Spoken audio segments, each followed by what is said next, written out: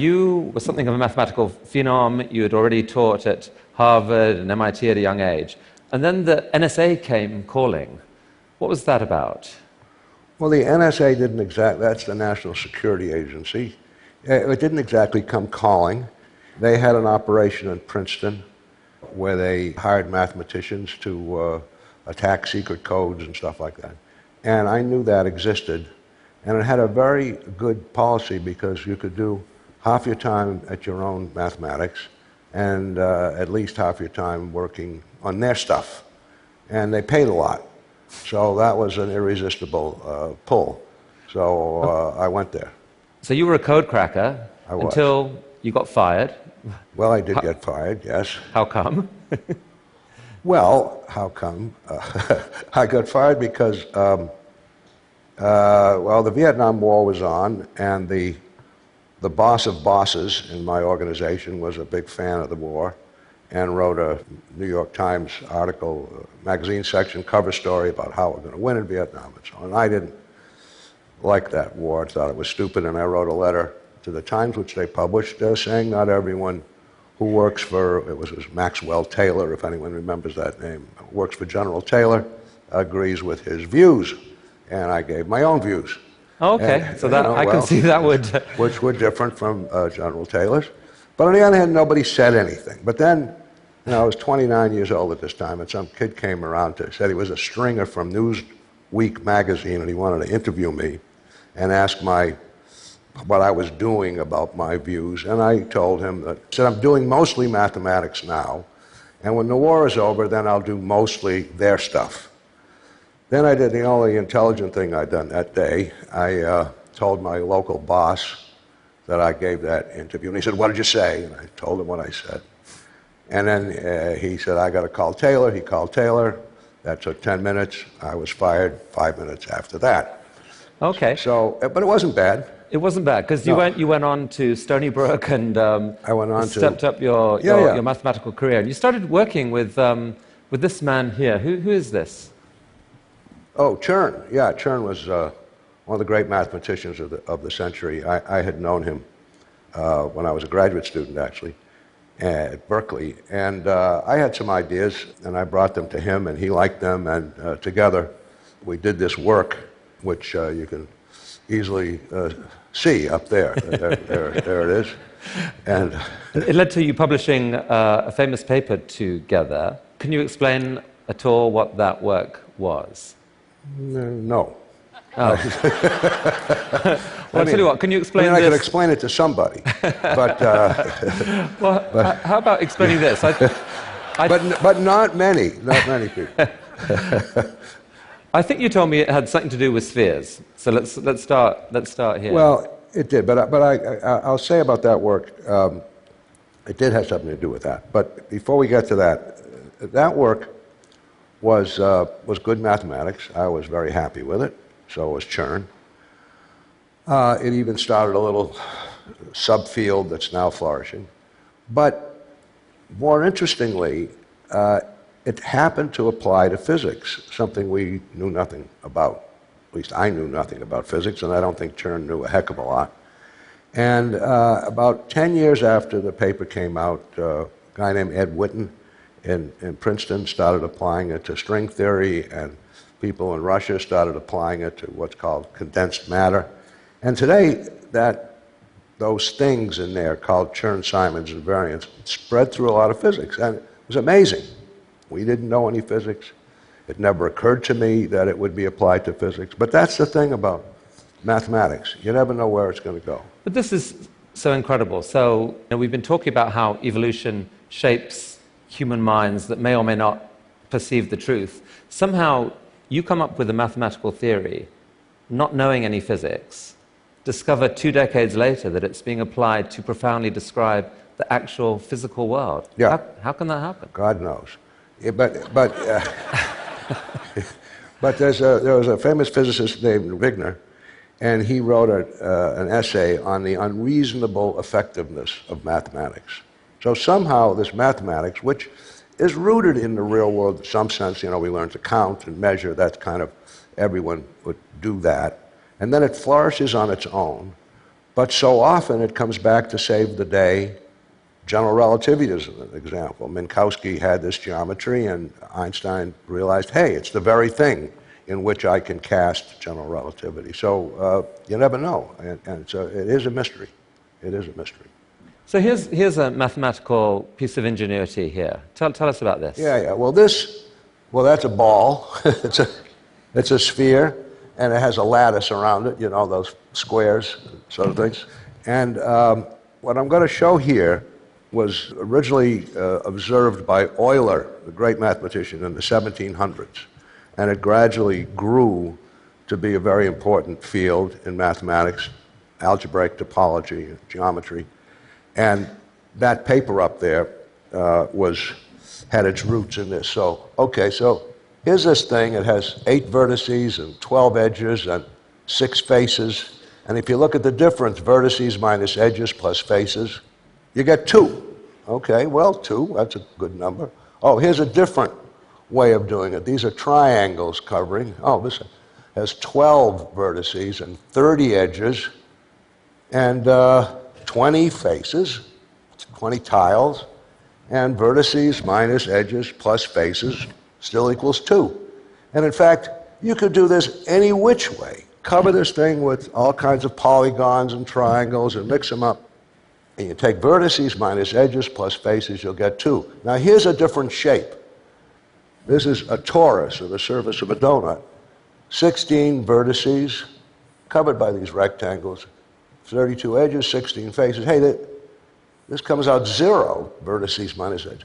It'll always come out 0. Every time you cover a torus with squares or triangles or anything like that, you're going to get a 0 when you take that thing. So this is called the Euler characteristic, and it's what's called a topological invariant. Now, it's pretty amazing. No matter how you do it, you're always going to get the same answer. So that was the first sort of thrust from the mid-1700s into a subject which is now called algebraic topology. And your own work took an idea like this and moved it into higher dimensional theory. You looked at higher dimensional objects and found new invariances? Yes. Well, there were already higher dimensional invariants, Pontryagin classes.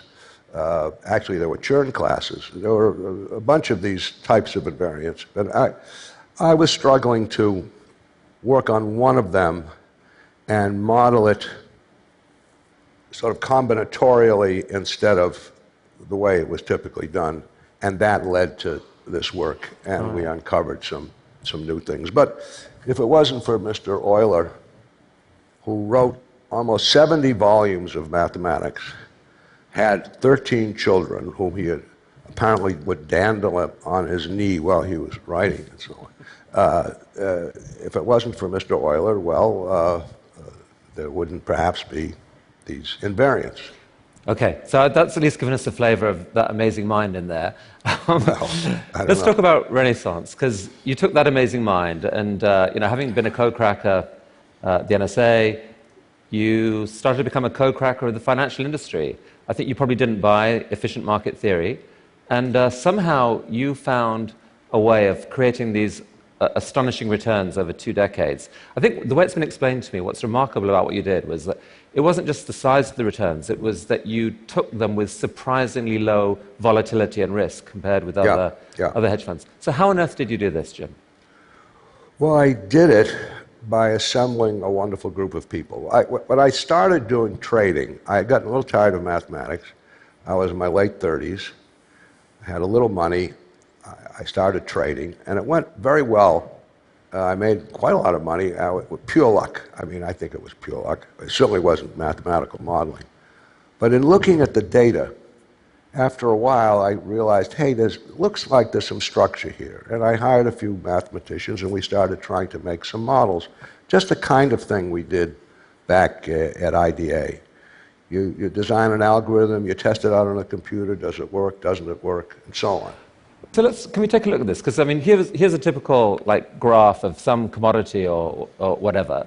I mean, I look at that and I say that's just a random up and down walk, maybe a slight upward trend over that whole period of time. How on earth could you look at that and see something that wasn't just random? It turns out, in the old days, and this is kind of a graph from the old days, commodities or currencies had a tendency to trend. Not necessarily the very light trend you see here, but trending in periods. And if you decided, okay, I'm going to predict today by the average move in the past 20 days, there's 20 days, maybe that would be a good prediction and I'd make some money. And in fact, years ago, such a system would work. Not beautifully, but it would work. So you'd make money, you'd lose money, you'd make money, but this is a year's worth of days, and you'd make a little money during that period. But it's a very vestigial system. So you would test a bunch of different sort of lengths of trends in time and see whether, for example, a 10-day trend or a 15-day trend was predictive of what happened next. Sure. You would try all those things and see what worked best. But the trend following would have been great in the 60s, and it was sort of okay in the 70s. By the 80s, it wasn't such a It didn't, because everyone could see that. Other people did. So what happened? So how did you stay ahead of the pack then? Well, we stayed ahead of the pack by finding other approaches and shorter-term approaches to some extent.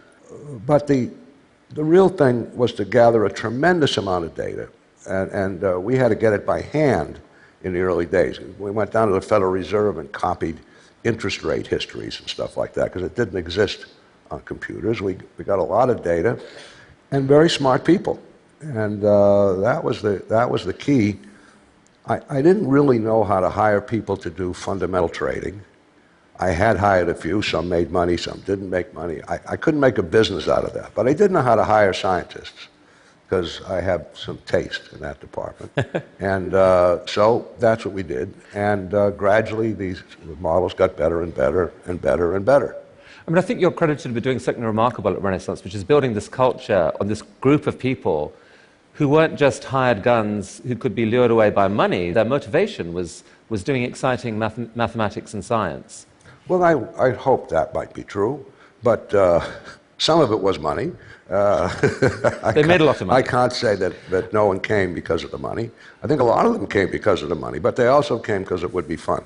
What role did machine learning play in all this? Well, in a certain sense, what we did was machine learning. You look at a lot of data and you try to simulate different predictive schemes until you get better and better at it. It doesn't necessarily feed back on itself the way we did things, but it worked. And still so does. These different predictive schemes can be really quite wild, quite unexpected. I mean, you look at everything, right? You look at weather, length of dresses, political opinion. Length of dresses we didn't try, but... what sort of things? Well, everything. I mean, everything is grist for the mill, except hem lengths, I have to say. Weather, annual reports, monthly, quarterly reports, the historic data itself, volumes, you name it, whatever there is. We take in terabytes of data a day and store it away and massage it and get it ready for analysis. And you're looking for anomalies. You're looking for, like you said, the efficient market hypothesis. But right. Any one anomaly might be just a random thing. So is the secret here to just look at multiple strange anomalies and see when they align? Well, any one anomaly might be a random thing. However, if you have enough data, you can tell that it's not. So you can see an anomaly that's persisted for a sufficiently long time so that the probability of it being random is not high. But these things fade after a while. Anomalies can get washed out, so you have to keep on top of the business. A lot of people look at the hedge fund industry now and are sort of shocked by it, by how much wealth is created there and how much talent is going into it. Do you have any worries about that industry and perhaps the financial industry in general, kind of being on a runaway train that's I don't know, helping increase inequality, or how would you champion what's happening? Well, actually, I think in the last 3 or 4 years, hedge funds have not done especially well. We've done dandy, but the hedge fund industry as a whole has not done so wonderfully. The stock market has been on a roll going up, as everybody knows, and price-earnings ratios have grown. So an awful lot of the wealth that's been created in the last, let's say, 5 or 6 years has not been created by hedge funds. So it's just another, people would ask me, what's a hedge fund? And I say, 1 in 20. I mean, which means now it's 2 in 20. It's 2% fixed fee and 20% of profits. Hedge funds are all different kind of creatures. Rumor has it you charge slightly higher fees than that. Charge higher fees, yeah. We charge the highest fees in the world at one time.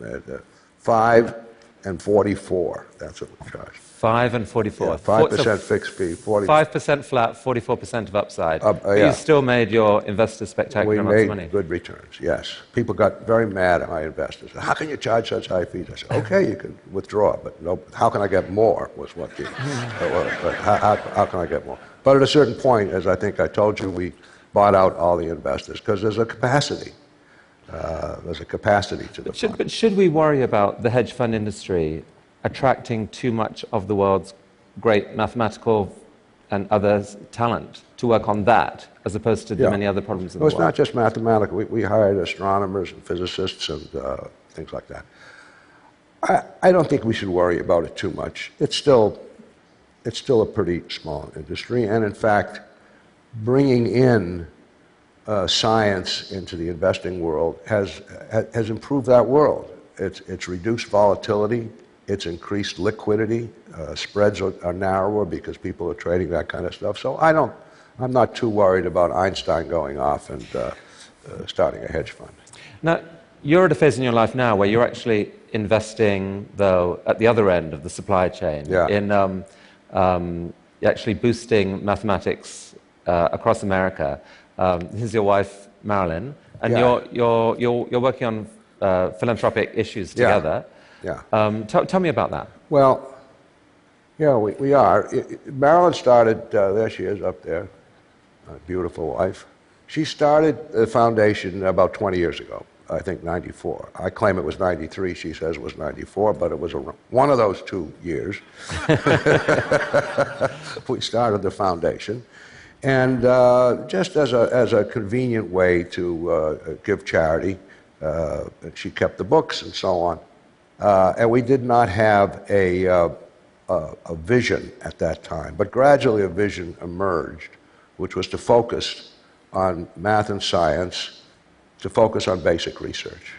And that's what we've done. And 6 years ago or so, I left Renaissance and went to work at the foundation. So that's what we do. And so Math for America here is basically investing in math teachers around the country, giving them some extra income and giving them support and coaching and really trying to make that more effective and make that a calling to which teachers can aspire. Yeah. It's instead of beating up the bad teachers, which has created morale problems all through the educational community, in particular in math and science, we focus on celebrating the good ones and giving them status. Yeah, we give them extra money, $15,000 a year. We have 800 math and science teachers in New York City in the public schools today as part of a core. There's a great morale among them. They're staying in the field. Next year it'll be 1,000, and that'll be 10% of the math and science teachers in New York public schools, and that's And Jim, here's another project that you've supported philanthropically: research into origins of life, I guess. What are we looking at here? Well, I'll save that for a second, and then I'll tell you what you're looking at. But so origins of life is a fascinating question. How did we get here? What's a root? Well, there's two questions. So one is, what is the route from geology to biology? How did we get here? And the other question is, what did we start with? What material, if any, did we have to work with on this route? Those are two very, very interesting questions. The first question is a tortuous path from geology up to RNA or something like that. How did that all work? And the other, what do we have to work with? Well, more than we think. So what's pictured there is a star in formation. Now, every year in our Milky Way, which has 100 billion stars, about 2 new stars are created. Don't ask me how. but they're created. And it takes them about 1 million years to settle out. So in steady state, there's about 2 million stars in formation at any time. That one is somewhere along this settling down period, and there's all this crap sort of circling around it, dust and stuff, and it'll form probably a solar system or whatever it forms. But here's the thing. In this dust that surrounds a forming star have been found now significant organic molecules. Molecules not just like methane, but formaldehyde and cyanide, things that are the building blocks, the seeds, if you will, of life. So that may be typical. And it may be typical that planets around the universe start off with some of these basic building blocks. Now, does that mean, oh, there's going to be life all around? Maybe. But it's a question of how tortuous this path is from those frail beginnings, those seeds, all the way to life. And most of those seeds will fall on fallow planets, but so for you personally, finding an answer to this question of where we came from, how did this thing happen, that is something you would love to see. I'd love to see. Love to see, and like to know, if that path is tortuous enough and so improbable that no matter what you start with, we could be a singularity. But on the other hand, given all this organic dust that's floating around, we could have lots of friends out there. Be great to know. Jim, a couple years ago, I got a chance to speak with Elon Musk, and I asked him the secret of his success, really, and he said taking physics seriously was it. Listening to you, what I hear you saying is, taking math seriously, that has infused your whole life. It's made you an absolute fortune, and now it's allowing you to invest in the futures of thousands and thousands of kids across America and elsewhere. Could it be that science actually works, that math actually works? Well, math certainly works. Math certainly works. But this has been fun. Working with Marilyn and giving it away has been very enjoyable. I just find it's an inspirational thought to me that by taking knowledge seriously, so much more can come from it. So thank you for your amazing life and for coming here to TED. Okay. Truly. Thank you. Jim Simon. Thank you, Jim. That was really interesting.